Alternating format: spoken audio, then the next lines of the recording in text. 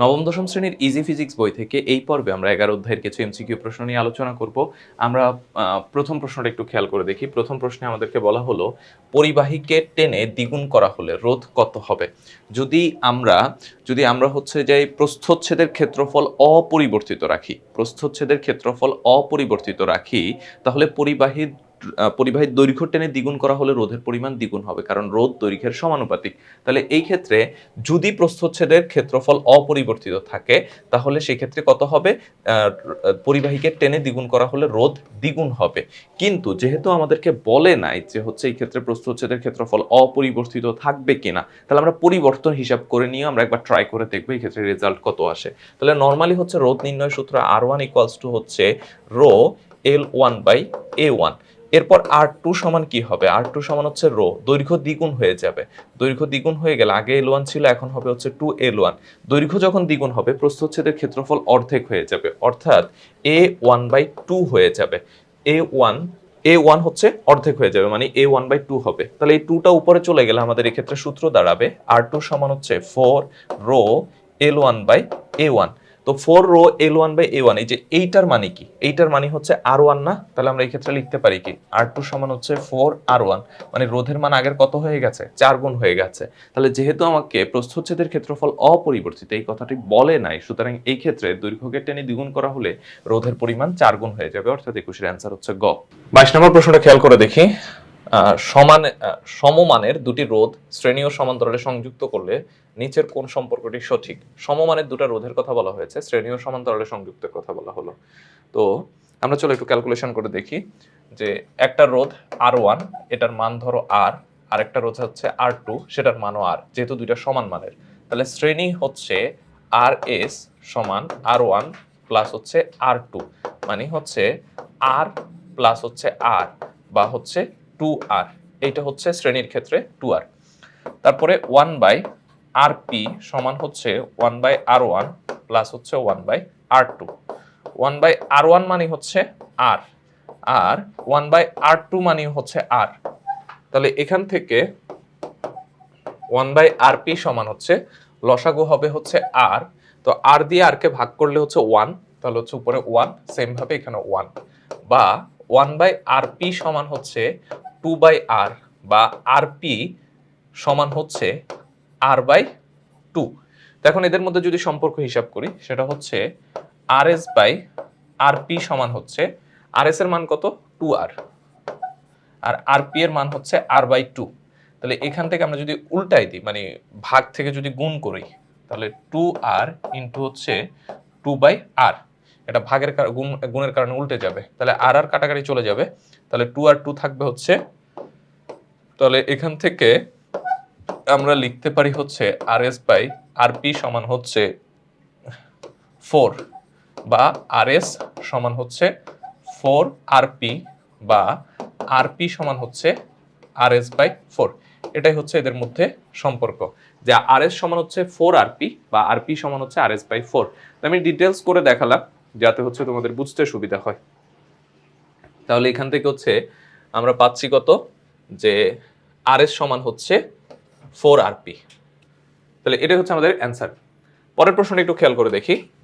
2 ohm রোধের 3টি রোধ পরস্পর সমান্তরালে যুক্ত করলে তুল্য রোধের মান কত ওহম? তো এখন খেয়াল করে দেখো, 3টি রোধ পরস্পর সমান্তরালে সংযুক্ত করতে বলা হয়েছে, যেটা হচ্ছে 2 ওহম রোধের। তো যখন অনেকগুলা রোধ সমান্তরালে সংযুক্ত করবে এবং প্রত্যেকটা রোধের মান সমান হবে, তাহলে তুল্য রোধ বের করার সূত্র শর্টকাটে করবা। আরপি সমান হচ্ছে রোধের মান ডিভাইডেড হচ্ছে রোধের সংখ্যা, মানে হচ্ছে 2/3। দেখো তাহলে 2/3 করলে আমরা কত পাচ্ছি? 2/3 করলে 0.67, মানে অ্যান্সার হচ্ছে ঘ। তারপরে দেখো 24 নাম্বার, পরিবাহী রোধ তারের দৈর্ঘ্যের সাথে কিভাবে সম্পৃক্ত? আমরা পরিবাহীর রোধ আর হচ্ছে দৈর্ঘ্যের ক্ষেত্রে আমরা সম্পর্ক জানি হচ্ছে রোধ দৈর্ঘ্যের সমানুপাতিক। তাহলে এই ক্ষেত্রে কি হবে? গ হচ্ছে অ্যান্সার। 25 নম্বরে বললো কোনো পরিবাহীর দুই প্রান্তের বিভব পার্থক্য 12 ভোল্ট এবং তড়িৎ প্রবাহ হচ্ছে 10 অ্যাম্পিয়ার হলে রোধ কত? তো আমরা জানি হচ্ছে V ইকুয়ালস টু IR। তাহলে R ইকুয়ালস টু হচ্ছে V/I। V কত? 12, I কত? 10, তাহলে 12 ডিভাইডেড 10 মানে হচ্ছে 1.2। তাহলে অ্যান্সার হচ্ছে খ। তারপরে পরিবাহী তারের রোধ নির্ভর করে কোনটির উপর? পরিবাহী তারের রোধ নির্ভর করে হচ্ছে নির্ভর করে হচ্ছে প্রস্থচ্ছেদের ক্ষেত্রফলের উপর। কেন? কারণ হচ্ছে রোধ প্রস্থচ্ছেদের ক্ষেত্রফলের ব্যস্তানুপাতিক। যত মোটা হবে তার রোধের মান তত কম হবে। নিচের কোন পদার্থের পরিবাহিতা সর্বাধিক? এই দুইটার এগুলোর মধ্যে দেখো সবচেয়ে বেশি রোধ হচ্ছে তড়িৎ প্রবাহ করে হচ্ছে যে রূপা, কারণ রূপার আপেক্ষিক রোধ সবচেয়ে কম। রূপার আপেক্ষিক রোধ যেহেতু সবচেয়ে কম, তাহলে তার পরিবাহিতা হচ্ছে সবচেয়ে বেশি হবে। 28 নম্বর দেখো, ভেজা অবস্থায় মানুষের চামড়ার রোধ কত? ভেজা অবস্থায় মানুষের চামড়ার রোধ হচ্ছে 3 ওহম থেকে হচ্ছে 50 ওহম। তারপরে পরিবাহকত্ব সিগমায়ের একক কোনটি? পরিবাহকত্ব সিগমায়ের একক হচ্ছে আপেক্ষিক রোধের বিপরীত রাশি। তো আপেক্ষিক রোধ রো সমান হচ্ছে আপেক্ষিক রোধের একক হচ্ছে ওহম মিটার। তাহলে সিগমা বা পরিবাহকত্বের একক হচ্ছে ohm meter whole inverse. Ohm meter whole inverse. তো হোল ইনভার্সকে লেখা যায় ওহম ইনভার্স, তারপরে হচ্ছে মিটার ইনভার্স, অর্থাৎ অ্যান্সার হচ্ছে ঘ। তারপরে কোনটির আপেক্ষিক রোধ বেশি? এগুলোর মধ্যে দেখো গ্রাফাইটের আপেক্ষিক রোধ হচ্ছে সবচেয়ে বেশি, আর সবচেয়ে কম হচ্ছে রূপার আপেক্ষিক রোধ। তাপমাত্রা বাড়লে পরিবাহিতে রোধের পরিমাণ বৃদ্ধি পায়। তাহলে এক্ষেত্রে অ্যান্সার হচ্ছে খ। আপেক্ষিক রোধ নির্ভর করে কি কি বিষয়ের উপর হচ্ছে যে আপেক্ষিক রোধ নির্ভর করে? সেটা হচ্ছে খেয়াল করো, তাপমাত্রার উপর আর হচ্ছে উপাদানের উপর। যদি তাপমাত্রা বৃদ্ধি পায় তাহলে আপেক্ষিক রোধের পরিমাণ বৃদ্ধি পায়, আর হচ্ছে উপাদান যদি পরিবর্তিত হয় তাহলে আপেক্ষিক রোধও পরিবর্তিত হয়। তাহলে এই ক্ষেত্রে অ্যান্সার হচ্ছে গ।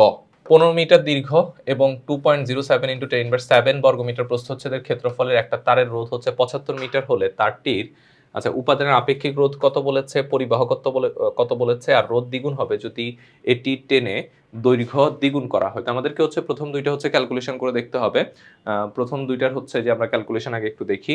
দৈর্ঘ্য বলেছে 15 মিটার, আর তোমার প্রস্থচ্ছেদের ক্ষেত্রফল বলছে 2.07 × 10⁻⁷, আর হচ্ছে রোধের পরিমাণ বলেছে হচ্ছে 75। তাহলে চলো আমরা হচ্ছে যে ক্যালকুলেশন করে দেখি। দেখো রোধের ক্ষেত্রে আর ইকুয়ালস টু হচ্ছে রো এল বাই এ। আমাদের তো রো বের করতে হবে, তাহলে রো সমান আমরা লিখতে পারি হচ্ছে আর এ ডিভাইডেড হচ্ছে এল।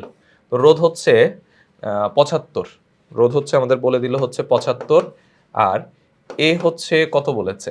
এ কি আমাদের কাছে বলে দিয়েছে? দেখি, এ হচ্ছে প্রস্থচ্ছেদের ক্ষেত্রফল 2.07। প্রস্থচ্ছেদের ক্ষেত্রফল আমাদেরকে বলে দিয়েছে, সেটা হচ্ছে 2.07 × 10⁻⁷ আর এল হচ্ছে দৈর্ঘ্য। দৈর্ঘ্য হচ্ছে 15 মিটার। তাহলে আমরা এই ক্ষেত্রে আপেক্ষিক রোধ পাচ্ছি 1.035 × 10⁻�06। 1.035। দেখি অপশানে কি আমাদের কাছে দেয়া আছে কিনা। অপশান এই যে 1.035 × 10⁻⁶ বলা আছে। তো এরপর হচ্ছে উপাদানের পরিবাহকত্ব। পরিবাহকত্ব হচ্ছে আপেক্ষিক রোধের বিপরীত রাশি। তাহলে সিগমা সমান হচ্ছে 1/ρ। তাহলে আমরা যদি হচ্ছে 1 কে এই ভ্যালু দিয়ে ডিভাইড করি তাহলে আমরা কত পাই? আমরা এই ক্ষেত্রে পাচ্ছি হচ্ছে 966.183.57। তা আমরা দেখি এটা কি আমাদের দেয়া আছে কিনা। 9.66 × 10⁵। আমি যেটা লিখেছি সেটার মানেই এটা, এখানে হচ্ছে 10⁵ দিয়ে লিখেছে, সুতরাং এই অপশনটা সঠিক। আর রোধ দ্বিগুণ হবে এটি টেনে দৈর্ঘ্য দ্বিগুণ করা হলে। আমরা জানি রোধ হচ্ছে দৈর্ঘ্যের সমানুপাতিক। দৈর্ঘ্যের সমানুপাতিক যেহেতু, তাহলে এই ক্ষেত্রে হচ্ছে আমাদের কি হবে, যদি আমরা দৈর্ঘ্য দ্বিগুণ করি তাহলে রোধের পরিমাণ হচ্ছে দ্বিগুণ হবে। তাহলে এই ক্ষেত্রে অ্যান্সার হচ্ছে 1, 2, 3।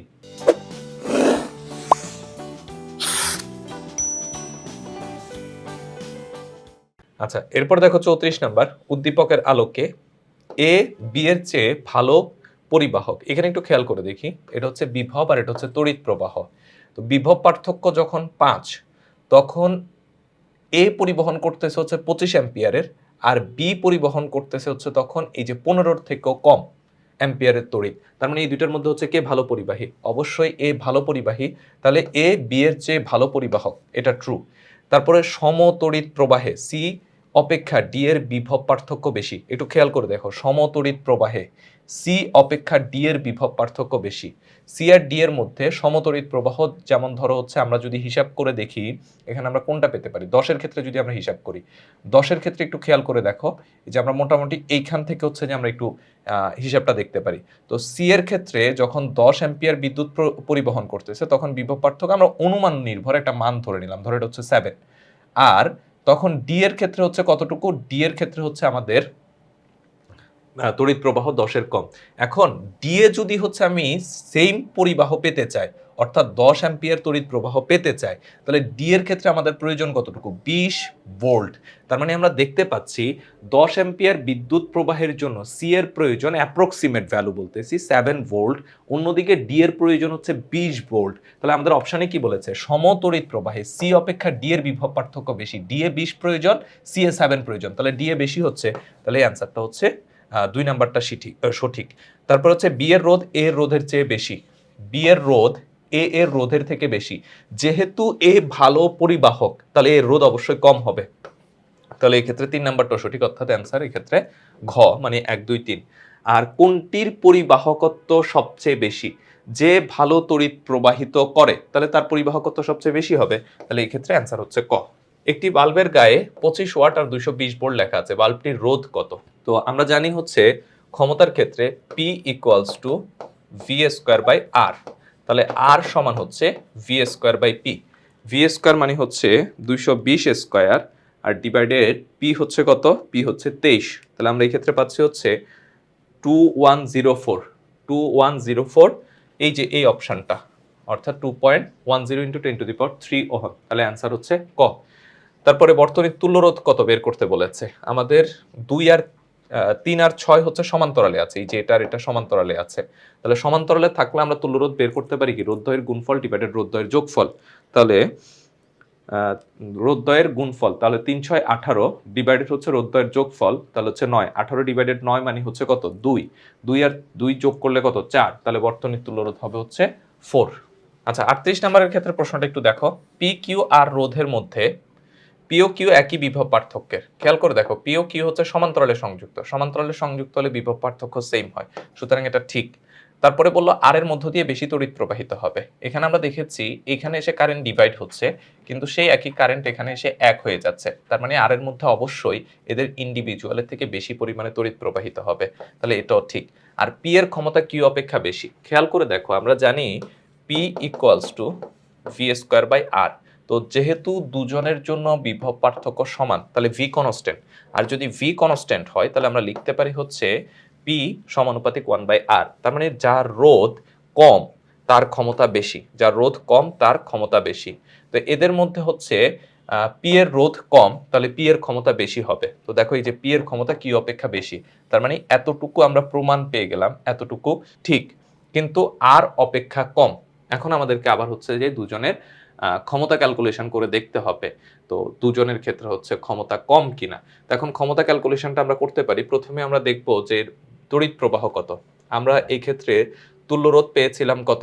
তুল্যরোধ ছিল হচ্ছে 4, তো 4 হলে এই বিন্দু আমরা এরপরে তড়িৎ প্রবাহটা একটু বের করে রাখি, আই ইকুয়ালস টু হচ্ছে ভি বাই আর, মানে হচ্ছে 12 ডিভাইডেড হচ্ছে 4, 12 ডিভাইডেড 4 হলে হচ্ছে তড়িৎ প্রবাহ 3 অ্যাম্পিয়ার।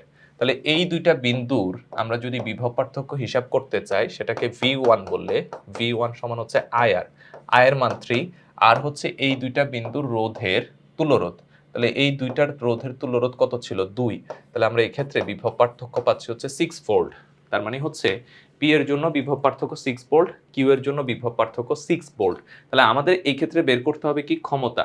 কার ক্ষমতা? পি এর ক্ষমতা বের করতে হবে। আমরা যদি পি এর ক্ষমতা বের করতে চাই, পি ইকুয়ালস টু কি? ভি স্কোয়ার ডিভাইডেড আর, তো ভি স্কোয়ার মানে হচ্ছে কত? 6 স্কোয়ার, আর আর কত?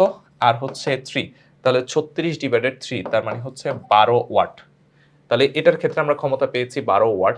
অন্যদিকে আর এর ক্ষেত্রে যদি আমরা ক্ষমতা হিসাব করি সেটার ক্ষেত্রে ক্ষমতা পি ইকুয়ালস টু হচ্ছে আই স্কোয়ার আর, আয়ের মান কত?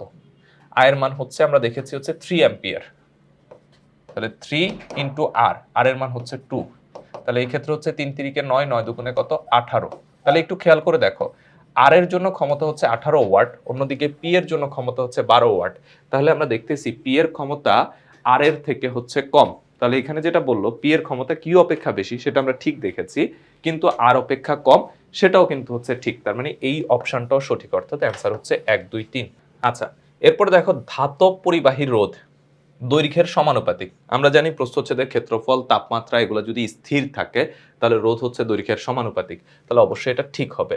তারপরে হচ্ছে সেম ক্ষেত্রফলের সূত্রটা যদি আমরা চিন্তা করি, ক্ষেত্রফলের সূত্র হচ্ছে দৈর্ঘ্য তাপমাত্রার উপাদান যদি নির্দিষ্ট হয় তাহলে রোধ হচ্ছে দৈর্ঘ্য ক্ষেত্রফলের ব্যস্তানুপাতিক। তার মানে এটাও ঠিক। আর তাপমাত্রা বৃদ্ধি পায়, তাপমাত্রা বৃদ্ধিতে রোধ বৃদ্ধি পায় হবে, তাপমাত্রা বৃদ্ধিতে রোধ বৃদ্ধি পায়। তাহলে আমরা জানি যে ধাতব পদার্থের অর্ধপরিবাহীর ক্ষেত্রে হচ্ছে তাপমাত্রা বৃদ্ধি পেলে রোধের পরিমাণ কমে, কিন্তু ধাতব পদার্থের ক্ষেত্রে হচ্ছে তাপমাত্রা বৃদ্ধি পেলে রোধের পরিমাণ বৃদ্ধি পায়। তাহলে এই ক্ষেত্রে অ্যান্সারটা হচ্ছে তিনোটাই হবে, অর্থাৎ অ্যান্সার 1, 2, 3। 40 নম্বরটা দেখো, নিচের কোন লেখচিত্রটি নির্দিষ্ট পরিবাহীর রোধ বনাম ক্ষেত্রফলের লেখচিত্র? রোধ বনাম ক্ষেত্রফলের লেখচিত্র। তো যেহেতু হচ্ছে এই ক্ষেত্রে আমরা জানি রোধ হচ্ছে ক্ষেত্রফলের ব্যস্তানুপাতিক, রোধ হচ্ছে ক্ষেত্রফলের ব্যস্তানুপাতিক, তাহলে এই ক্ষেত্রে গ্রাফটা হবে হচ্ছে যে মূলত এরকম, এক্ষেত্রে গ্রাফটা হবে মূলত এরকম। তো এরকম কাছাকাছি গ্রাফ দেওয়া আছে এইটা, তাহলে অ্যান্সার হবে হচ্ছে এই ক্ষেত্রে ঘ। তো এটাই ছিল এই পর্বের সমাধান। পরবর্তী পর্বে আমরা অন্যান্য এমসিকিউ গুলো নিয়ে আলোচনা করব। প্রশ্নগুলো আমরা ব্যাখ্যা বিশ্লেষণ করছি ইজি ফিজিক্স বই থেকে। তোমরা যারা ইজি ফিজিক্স সংগ্রহ করনি খুব দ্রুত সংগ্রহ করে ফেলবে।